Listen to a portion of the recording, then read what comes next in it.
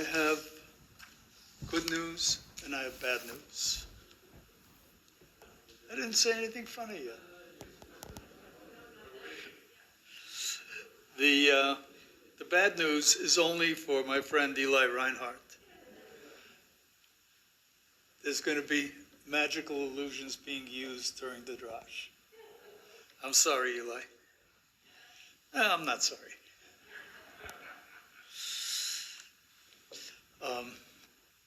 Okay, let's get serious. In this week's Parsha, in Akev, it says, Kol hamitzvah asher anochi mitzavcha hayom tishmeru la'asot, which means the entire commandment that I command you today, you shall observe to perform. The emphasis is kol, all, the entire, everything that, all the mitzvah that God is talking about, you should perform. Well, that got me to thinking, are all the mitzvahs equally important? Or is there a hierarchy of mitzvahs? And who decides what's more important than the other? Obviously, the rabbis should decide. Specifically, the Amoraim and the Tanaim of the Mishnah and the Talmud. So during my Devar Torah today, when I talk about the rabbis, and I will, I'll be referring to the sages of 1400 to 2100 years ago. So let's get back to the basic question. I would think that some mitzvahs are more important than others. Some are a little less important, and some are hardly important at all, one would think. But, you know, the rabbis tell us that all the mitzvahs are equally important.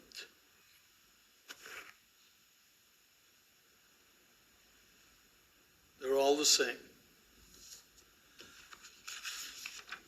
We can approach this question from several perspectives. The Torah doesn't address the issue specifically, but in the context of the Ten Commandments, in the context of presentation, the Ten Commandments jump out as being very important. I mean, look what we do when the Ten Commandments are read.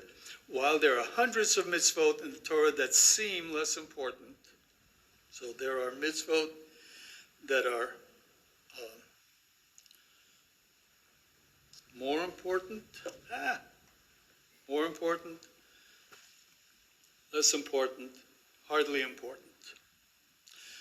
But the rabbis tell us that all the mitzvahs are equally important. You getting this, Eli? What? Can you hold it up? Okay, thank you, Lorraine. So that's one way of looking at them. You can look at them by the punishments. You know, there are certain punishments designated for different mitzvot. So some mitzvot seem to be important because they have severe punishments, such as death, a pretty severe punishment. Some mitzvot have less of a punishment, such as if you steal something, you have to repay it by 100%. You have to pay twice as much as what you stole. Well, that's less important than being killed. And some mitzvahs have no designation of any punishment. So we can look at it from another way. We can approach this by, we did that already. Okay, good. I'm sorry, I got ahead of myself. So what's the story? Is there a hierarchy of mitzvahs or not? In Pirkei Avot, it says, be careful with a minor mitzvah as with a major one, for you don't know the rewards of the mitzvot. So even while they're telling us that the mitzvahs are equally important, they're referring to minor mitzvot and major mitzvot. What? I mean, no wonder we're confused, or at least I'm confused. I don't know about you. The Torah is not just for judges and rabbis, it's for every person who is identified as part of the Jewish people. It is each and every individual's responsibility to examine the mitzvot, to observe them, and to be enlivened by them. The Torah is ultimately a mechanism to be aware of our thoughts, words, and actions every moment of every day. Rejecting one mitzvah for another, or giving supremacy to one area of Torah over another, is to stomp on the mitzvot. Deleting a portion of the great mosaic that is the Torah perverts its integrity. The Midrash quotes Rabbi Shimon ben Yochai, author of the Zohar. For the observant of two mitzvot, the Torah reveals the rewards explicitly. One is thought to be an easy one, sending away the mother bird while gathering eggs from the nest. It's easy to do, no financial expenses involved. The other is terribly difficult to perform properly.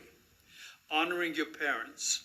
It requires constant awareness and vigilance and may even involve loss of funds. And yet these two earn exactly the same reward, Leman Ya'arichun Yamecha, so that you may merit long life. We, mere mortals, cannot divine the significance of a mitzvah by determining the difficulty or ease involved in its observance. My personal conclusion is to just do the best you can and let the chips fall where they may. Understanding and acting on these precepts will guarantee that God will keep his promise and his loving kindness that he swore to our ancestors. Shabbat Shalom.